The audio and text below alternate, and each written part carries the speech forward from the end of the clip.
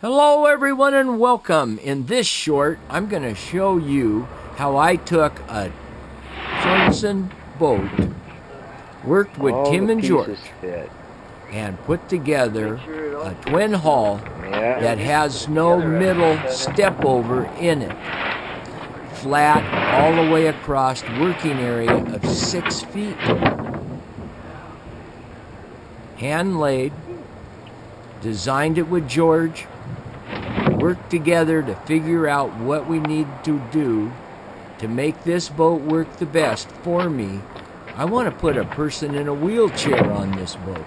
I want to run cameras that fly over the seafloor off of this boat. I want to pick up derelict ghost nets, gill nets that are in a river system with a lot of rocks on the seafloor. So I'm going to need stainless steel strip on the bottom of this boat. Everything right now is coming together so that when I get on the waters of our Northwest, we're safe. And that's the important thing, is you want to be safe out on the water, because nothing worse than getting in a boat that's not going to work for you. What'd you do to yourself? Oh, I wrapped it up in fiberglass.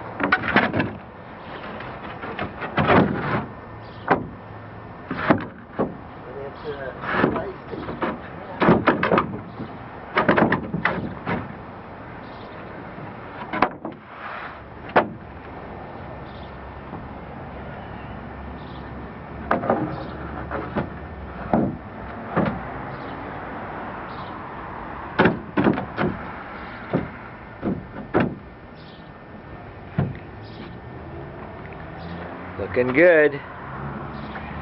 Got the proper gap. Down at the transom area, it's a gap in there, that's important. Corners look good. Got them marked. Little ones out. A couple more of these on top of it. This is going to give us a nice wide platform. Look at the width. Now don't be busted in. Yeah, that's right. You gotta walk in the center, man. Okay. You're right. You're the boss. I'll listen to you, boss. I fell through once already. Yeah, that's right. But look at the width that we have here.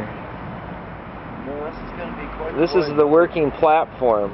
I think now that George sees it, I think he died. We have a 12 by 6 foot width. The new Ghost Nets and Derelict gear That's it. boat.